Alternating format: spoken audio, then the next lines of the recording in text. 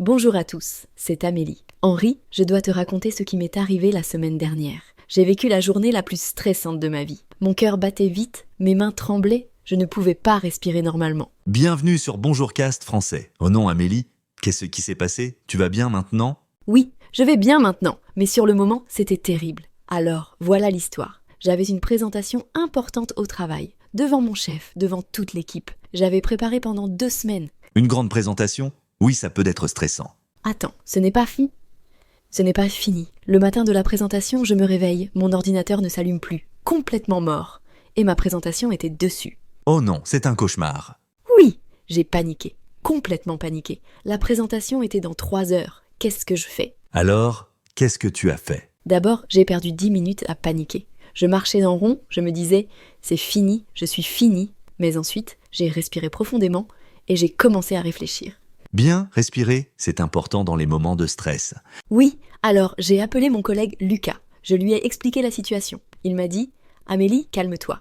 Tu as une sauvegarde sur le cloud ?» Le cloud, bien sûr. Oui, heureusement, j'avais sauvegardé ma présentation. Mais je n'avais pas d'ordinateur. Lucas m'a dit « Viens au bureau plus tôt, utilise mon ordinateur. » Lucas à la rescousse. Oui, alors je me suis précipitée au bureau. Mais ensuite, deuxième problème. Il y avait des travaux dans la rue, ma voiture ne pouvait pas passer. Embouteillage partout. Non, vraiment, c'est comme un film catastrophe. Je sais, alors j'ai abandonné ma voiture. J'ai couru, littéralement couru, en talons hauts pendant 20 minutes. En talons hauts, Amélie, tu es une héroïne.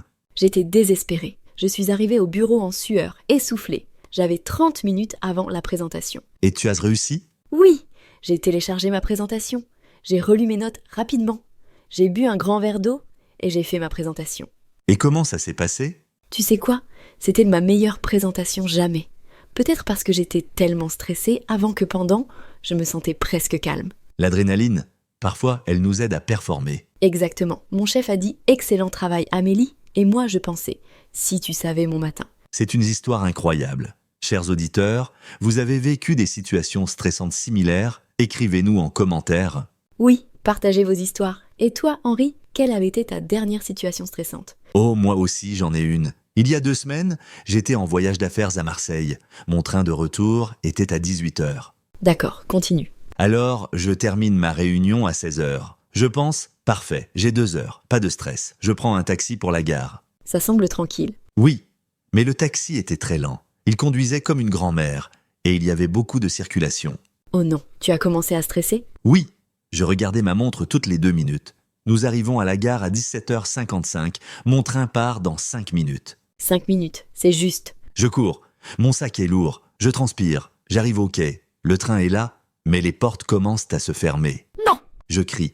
Attendez, attendez. Un employé me voit, il arrête les portes. Je monte dans le train juste à temps. Mon cœur battait comme un tambour. Tu as eu de la chance. Oui, mais ce n'est pas fini. Je m'assois, je respire, et je réalise où est mon téléphone.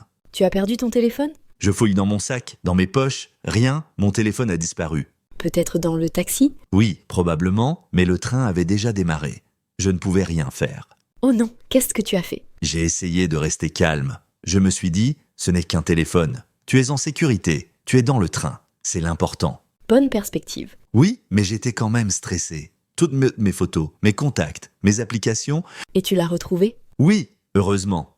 Quand je suis arrivé à Lyon, j'ai emprunté le téléphone de quelqu'un. J'ai appelé le taxi. Il avait trouvé mon téléphone. Il me l'a rapporté le lendemain. Ouf, fin heureuse, mais quelle aventure stressante. Oui, chers auditeurs, comment vous gérez le stress? Partagez vos techniques. Bonne question. Henri, parlons justement de ça.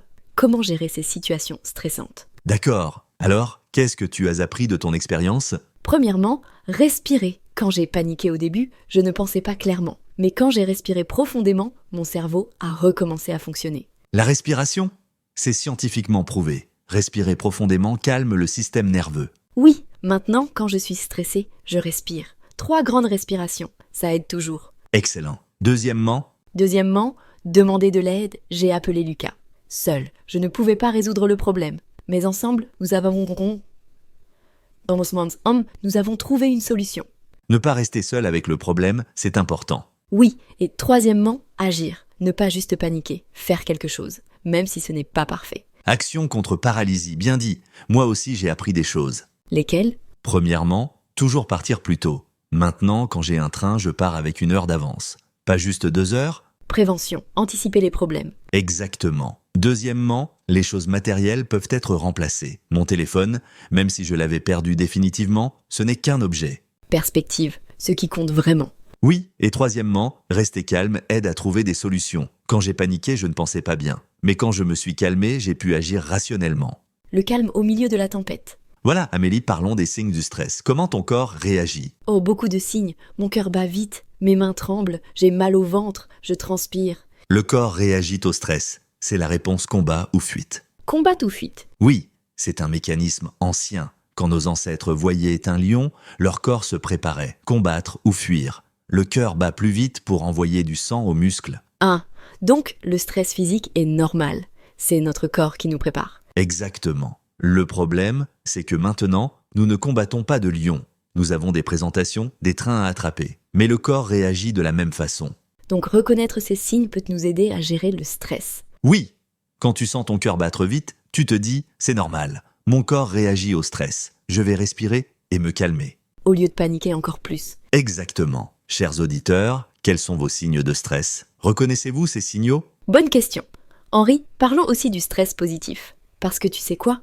Après ma présentation, je me sentais incroyable. Ah oui, l'euphorie après le stress. Oui, c'était comme j'ai survécu, j'ai réussi malgré tout, je suis forte. C'est le stress positif. Un peu de stress nous pousse à performer, nous rend plus alertes, plus concentrés. Donc le stress n'est pas toujours mauvais?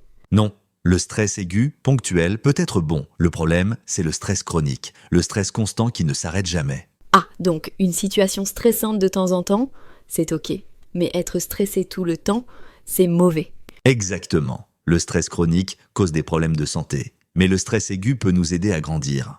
Grandir, comment? Chaque fois que tu surmontes une situation stressante, tu deviens plus confiant. Tu te prouves, je peux gérer ça. C'est vrai. Maintenant, si mon ordinateur casse à nouveau, je ne paniquerai pas autant. Parce que je sais que je peux trouver une solution. Voilà, l'expérience construit la résilience. La résilience, j'aime ce mot. Henri, donnons des conseils pratiques à nos auditeurs. Excellente idée. Premier conseil, prépare-toi. Si tu as une présentation, sauvegarde ton travail. Si tu as un train, pars tôt. Prévention, deuxième conseil, respire. 3 grandes respirations profondes, ça calme immédiatement. Troisième conseil, divise le problème. Ne regarde pas toute la montagne, regarde juste le prochain pas. Un pas à la fois. 4e conseil, demande de l'aide, tu n'es pas seul. 5e conseil, garde une perspective. Dans 1 an, cette situation sera juste une histoire drôle. C'est vrai. Maintenant, mon histoire d'ordinateur est et drôle. Mais sur le moment, c'était terrible. 6e conseil, prends soin de toi après. Après une situation stressante, repose-toi. Fais quelque chose qui te détend. Auto-soin, c'est important. 7e conseil, apprends de l'expérience. Qu'est-ce que tu peux faire différemment la prochaine fois? Chaque situation stressante est une leçon. Exactement. Chers auditeurs, la prochaine fois que vous êtes stressés, rappelez-vous ces conseils. Oui, et rappelez-vous, vous êtes plus fort que vous pensez. Vous pouvez gérer plus que vous imaginez. Chaque situation stressante que vous avez surmontée dans le passé est la preuve. Absolument. Bon, Amélie, résumons. Qu'avons-nous appris de nos situations stressantes?